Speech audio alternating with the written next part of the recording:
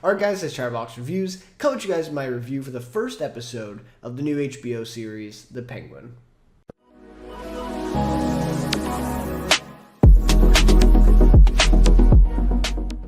Alright, so it's been a long time coming for the Penguin series here to actually come to HBO and premiere now, and the schedule has been a little bit odd as well. This is, the first episode has come out Thursday, and I think it's also premiering Sunday, and then the rest of the season, or the mini-series, I guess, so far it seems like it's just going to be this one season, but that's then every Sunday it is premiering on HBO. So this was originally supposed to be a HBO Max original, and then they moved a bunch of the Max series, including The Penguin, to HBO Originals now, or so it seems. So that's kind of what's been going on. And yeah, there's been just a lot of stuff with behind the scenes of this show. So it's finally great to get to see it now.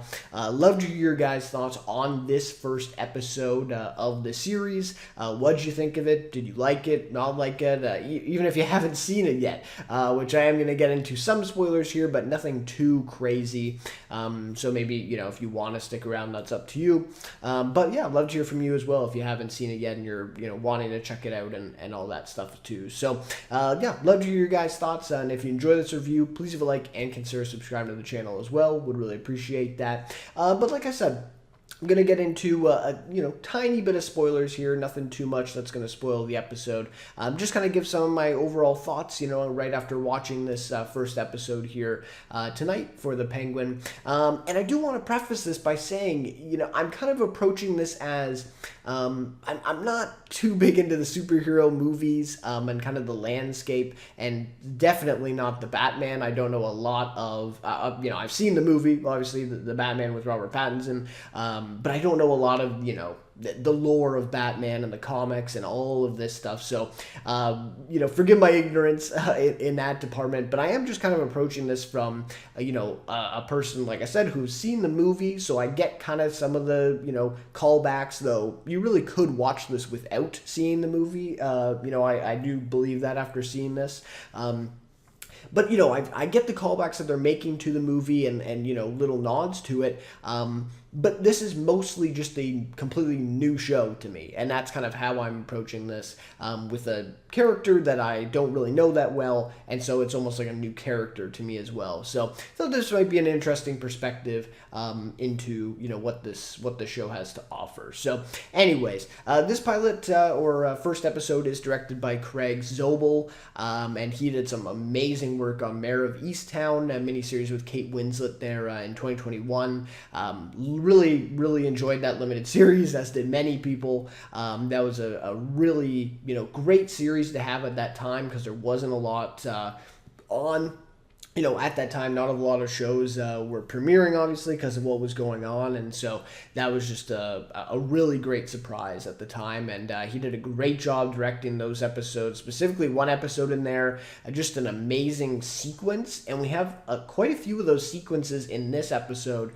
And so I can kind of see where he's going there, mostly involving action, but a lot of tension building as well. And I think we get that, especially in the first sequence, which I'll talk about of this episode, but also many other times as well. So great work from him, and it was great to see that he's coming on board to direct. Sounds like he's just doing the first 3 episodes, and then we'll get some other directors in here as well. And then this is developed and written by Lauren LaFranc, I believe. And her credits I'm not that familiar with. Agents of S.H.I.E.L.D. She wrote for the TV show Chuck with Zachary Levi before he was Shazam, right? So yeah, not really familiar with her, her work at all. But an interesting name. And of course, Matt Reeves is a producer on this.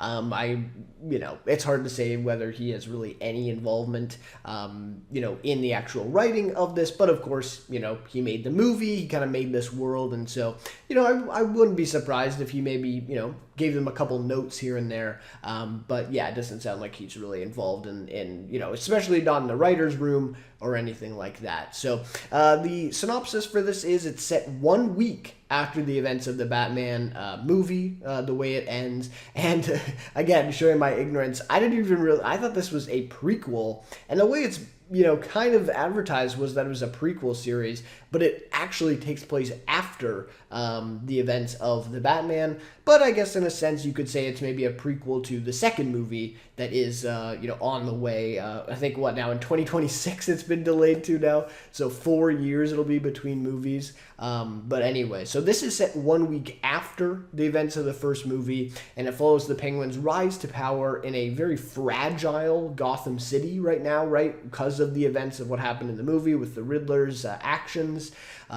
flooding the city, devastating most of the city.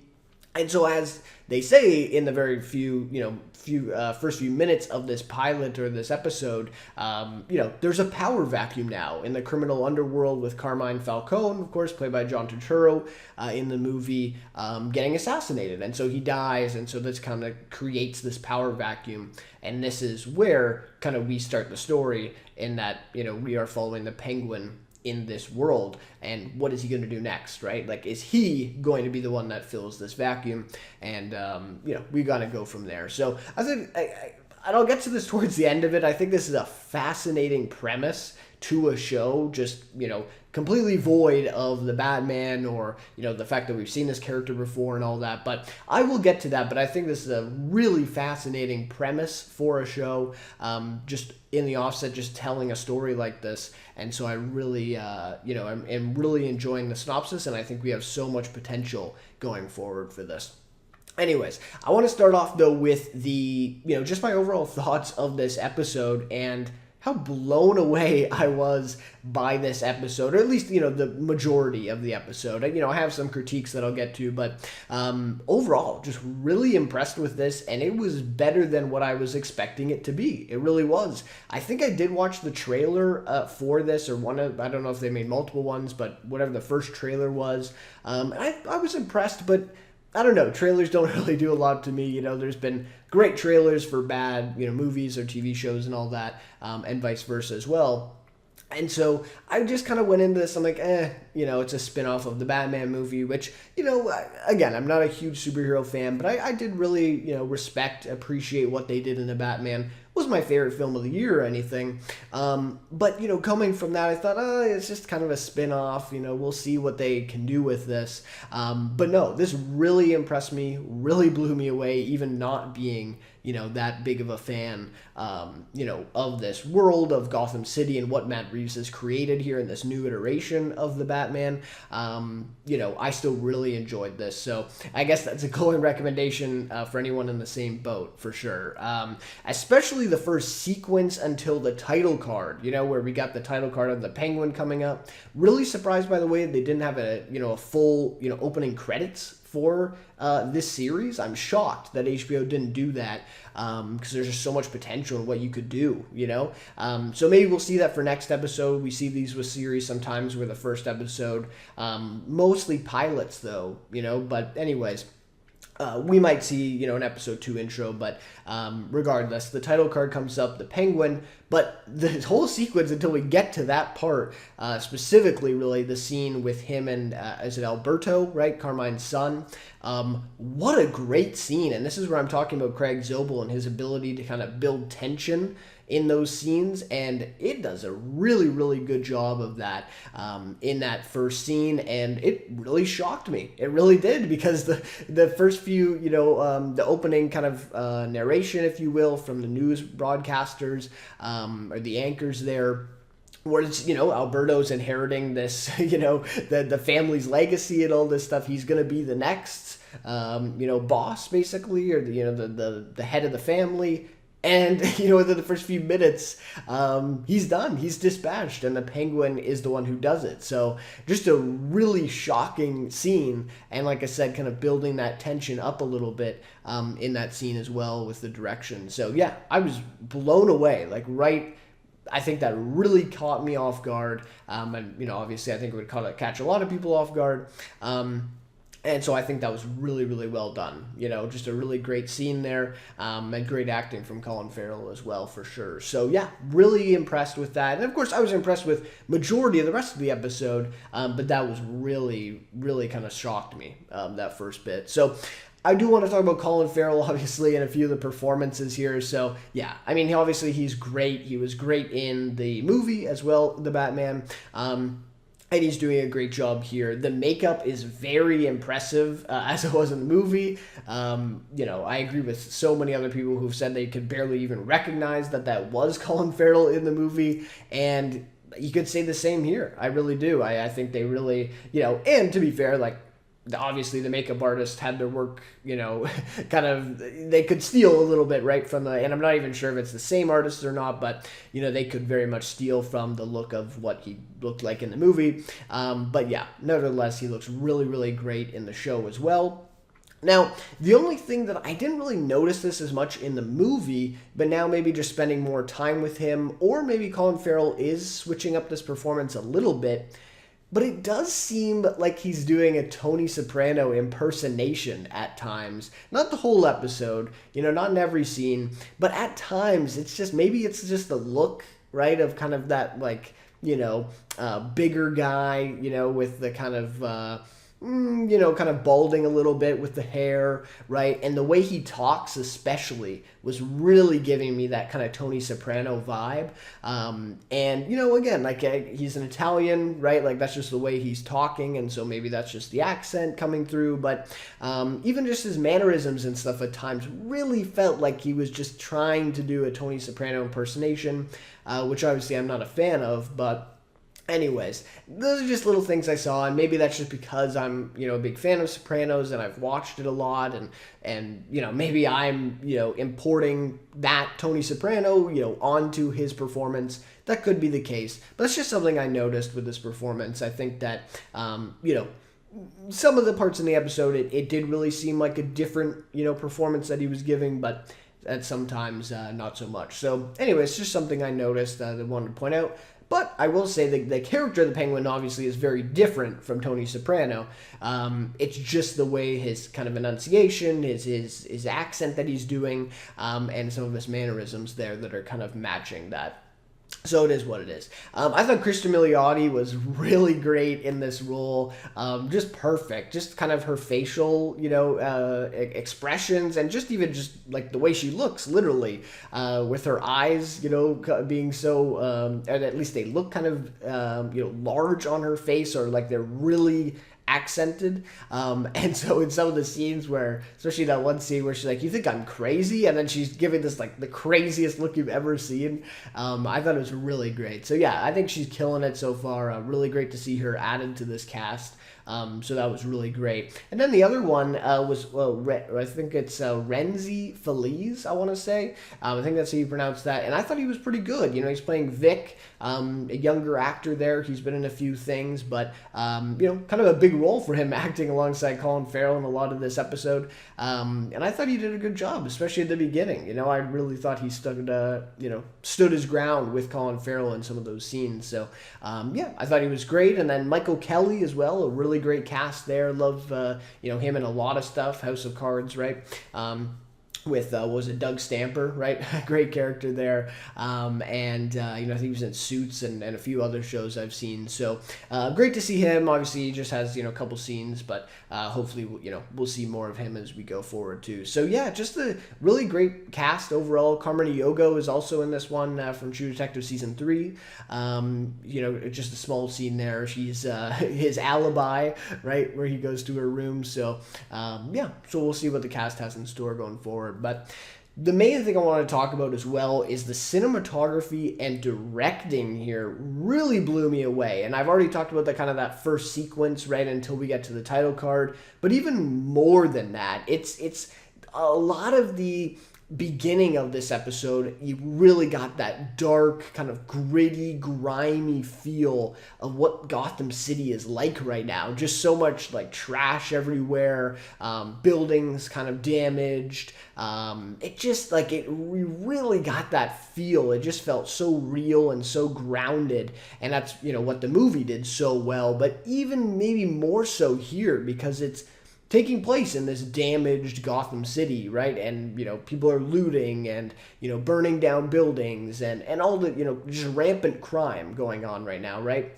And so I think you really see that. The production design was great here in getting that, but also just the shots that we're getting, seeing that in the backgrounds of stuff, and the lighting. I mean, just phenomenal job. Even just the opening shot, really, of kind of seeing that really bright yellow on the floor, and then we kind of pan up to see the penguin looking out the window. So, yeah, I just thought the first bit of this episode just perfectly realizing what the movie did so well, but even doing better than what the movie I think did in capturing what this world is like right now, and where we are following the penguin, but what Gotham City has become. I thought it was just really, really great. And like I said, especially, and I think what really lent itself to that is the night shots, right? A lot of that opening of the episode is all taking place at night. Even when he goes to the alley, when the kids are trying to take off the car and he's shooting at them,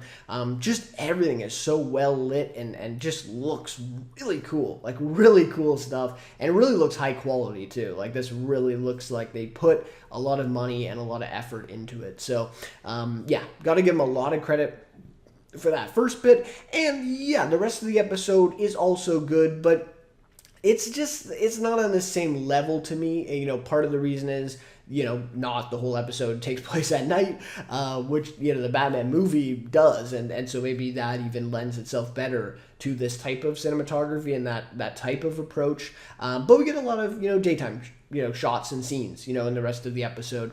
And so we don't see this as much.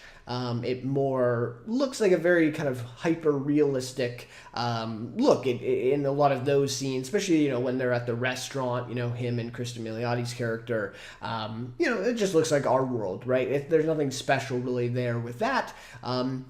And so, maybe, as we get some more night scenes and more of that kind of world, which I'm sure we will as the series goes on, we might see more of that. But yeah, I just thought the first, parts of this episode that really stood out to me, just watching visually and just being really taken aback by how really awesome this really looked. So yeah, I can't say enough about that. And yeah, I mean, the rest of the episode had other moments that were also good, but just not quite on that same level for me. Okay, so my only criticism, or kind of main criticism, I would say, with the episode itself, and nothing to do with kind of the background of things, was this relationship between Oz and Vic. Now, I do think it was a real strong point of this first episode. I thought it was very well done. The writing here was great. I thought, like I said, I think the actor for Vic really did a good job in playing off Colin Farrell, who, I mean, this is such a big performance, right? Like, he's got the walk, right, with his foot. I mean, that's a big part of it. So the physical, ness of it, and then he's also doing the makeup, and then he's doing this accent. Like, it's such a big performance. And so to act alongside that and kind of show the chemistry that they have just so early on in this episode, I think is really impressive. So I think the writing, the performances, I think it really is great. And it really is, kind of Oz seeing himself in Vic, right? Seeing himself as that,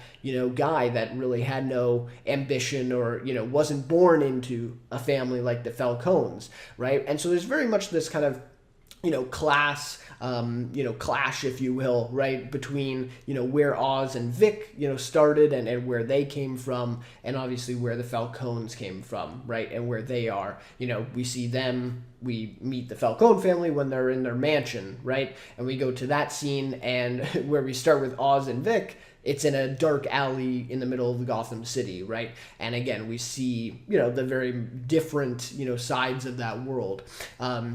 And so really great, right? Really great relationship building here with Oz, taking Vic in and like I said, kind of seeing himself in him with that.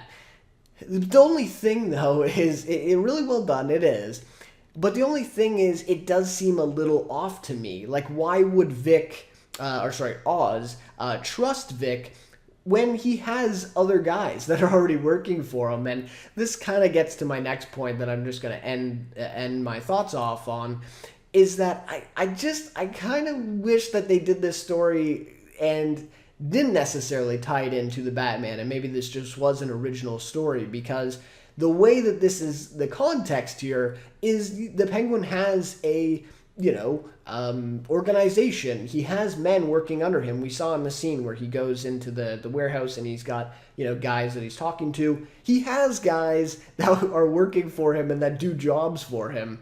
So why would he trust this kid that he just met, in this alley trying to steal his rims off his car and not, enlist, especially for the job at the very end of the episode, right? And not enlist some of those guys, guys that he's been with for years, I'm sure, and can trust to do some of these jobs, and especially the job at the end of the episode that, quite literally saved his life, right? His life was in jeopardy, and he's enlisting, this kid they just met, the day before or a couple days before. And so, again, it's that context of, okay, we know who this character is, and we know, he has a past, and he has these guys that can do stuff for him. And without that, if this was just an original premise, this is the first time we're seeing this character, I'd be more willing to kind of believe this, that he would just meet this kid, and yeah, maybe he just wants to give him an opportunity. And again, you could say that, and then you could also say, maybe he wanted a guy to do the job that, the Falcons wouldn't be able to know if that, it was done by a guy that was working for him. Obviously, they have no idea who Vic is, and so he could kind of fly under the radar. Yeah, okay, I get that. There's certainly arguments for it, but it did just seem a little quick to me, and a little bit, we're trying to introduce this new character of Vic, we're trying to build this relationship between the two, and so Vic is going to be the one who, comes through at the end of the day and saves him and does the job. Whereas, again, if we're just, being realistic here in the world of the Batman, what the movie established, it kind of seems like, yeah, the Penguin would just enlist, the crew he has to do the job anyways. So that's just my thought on that. Again, I like it. I think it'll be really great for the trajectory of the series, and I think the relationship is great, but it just seems a little off to me, and it kind of just seems like it's, this series is almost in a vacuum where they make a lot of references and nods to the movie. In other places, they're kind of asking us to kind of, a little suspend our disbelief or kind of ignore maybe a little bit of that background. But anyways, that's just, kind of a nitpick at this point, but just a little bit of a criticism there for the show. Now, I've kind of mentioned it, but yeah, I mean, my overall thought is I kind of wish that this was just the original story on its own, and it almost seems like it kind of was, and then it was kind of baked into this IP, and I could be completely wrong, but it just seems like such an intriguing story, right, of this, he's, in this world, in the Mafia world. It's not like he's a nobody, but he's in the Mafia world, but he's not at the highest, point. He's kind of like a mid-level guy, and it's kind of his rise to the top, right, or at least that, that's what we're led to believe, right, it's his rise to the top. I think that's a fascinating story. I think all of the mafia and crime elements are done really well here. So yeah, I wonder if this might have been better without being attached to an IP like the Batman, because, like I've been saying, it is kind of limited to the movie universe, right? And it is kind of asking us to ignore some of the things that happen in the movie. And obviously, this is going to have to connect into the second movie that I'm sure Colin Farrell will also be in. And so you have some limitations here, whereas this story is really enough on its own, to me, I think, where you could do multiple seasons of this show. And that's the thing. Will they even be able to do that with the second movie coming in just a couple years, right? How does it all fit into the timeline and all this stuff, right? So you have all these limitations. And I do maybe think that, at least just after this episode 1, I could be completely, wrong depending on where they go. But I think this maybe could have just been done better on its own and not been attached to the Batman in this way. Or, perhaps of even, I don't know. Is there a way to do it with the Batman with not being so attached and connected to the story of the second movie and the first movie, how that all plays into the movie series?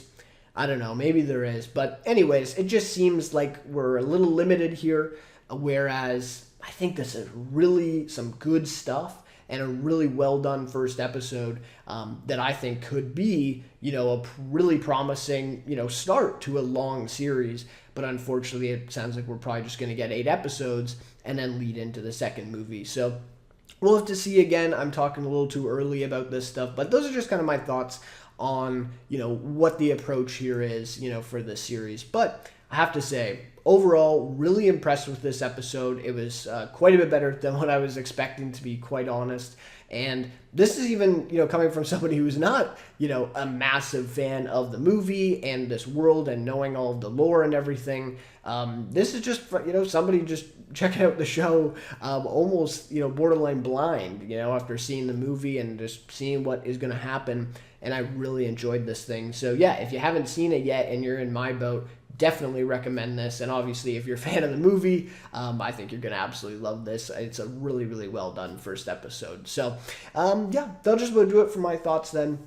Really promising, looking forward here for the 8 episodes. I think that seems like a good number too. I think, any more than 8 usually these days tends to have some filler, and then anything less than that seems like it's not enough. So I think 8 episodes is perfect. We'll see how the rest of the series plays out here for the fall. And yeah, I might do a review, if I make it, through the whole season, or maybe episode by episode. We'll have to see, as we go forward here. But stay tuned on the channel if you're interested in that at all. But anyways, that'll just do it for this one. So thank you guys so much for watching, and we'll see you then in my next review.